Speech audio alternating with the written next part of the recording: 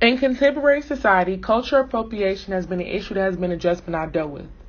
Cultural appropriation is the adaptation of elements of minority culture by members of the dominant culture. Hunger Games star Amelia Steinberg gave a concise definition of what cultural appropriation was in an article on NBCNews.com. To her, appropriation occurs when a style leads to racist stereotypes where it is originated, but is deemed as high fashion, cool, or funny when the privileged take it for themselves.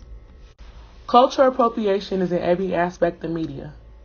When a minority turns on their television, scrolls through their social media accounts, or even look in a magazine, they see their culture being adapted by the dominant culture.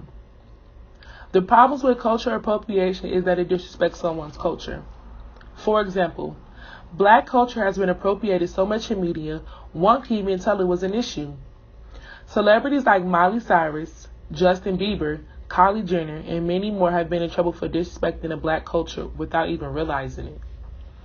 Miley Cyrus has been a big fan of appropriating black culture with her twerking, grills, and clothing choices in several of her music videos and performances.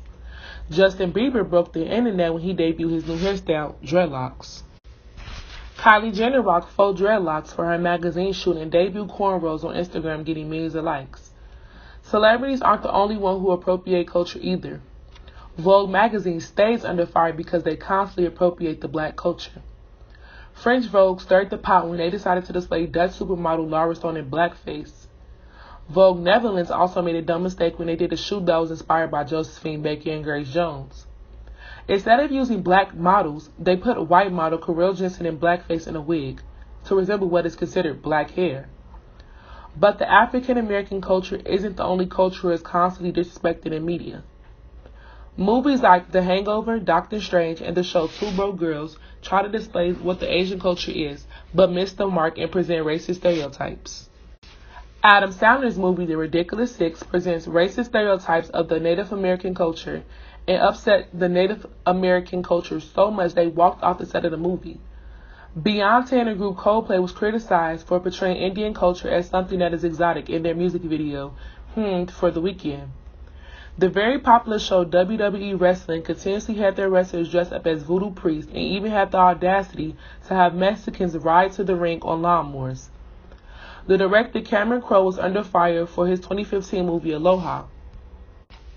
According to major news outlet MSNBC, the decision to cast Emma Stone as Allison, who was described in the film as quarter Asian and quarter Hawaiian, was met with widespread criticism and accusations of whitewashing for cultural commentators and organizations like the Media Action Network for Asian Americans.